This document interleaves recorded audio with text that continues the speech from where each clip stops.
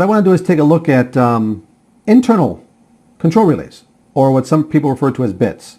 Right now, these two rungs are setting and resetting a physical Y out in a rack somewhere. Now, over here in the address picker, if I go look, we did some things with X's, we did some things with Y's. How about a C? Well, it can also be referred to as a control relay. Now, understand something, it's not a physical relay in the PLC, it's a bit. But it acts like a control relay. So I've got thousands of control relays in here to use in my code. So let me go over here to this rung. I'm going to double click and I'm going to type in C1. And over here on the reset command, I'm going to type in, double click and type in C1. So now a moment ago, the PLC was controlling a physical Y001. If that's a physical point on a card that turns something on or off physically out in the real world, what we refer to as the real world.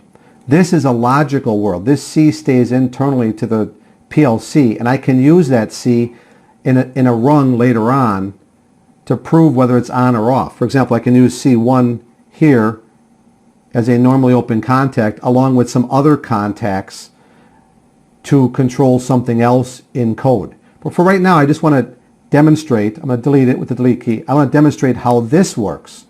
And what you'll notice is it works very, very similar to the Y, except the Y turns on a physical output in a card, the C does not.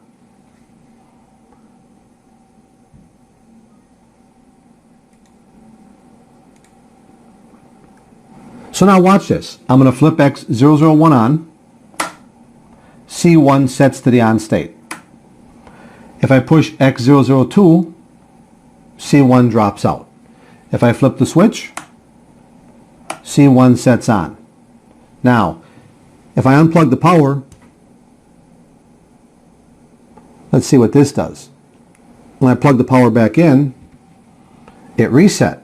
Well, let's go look at the address picker again.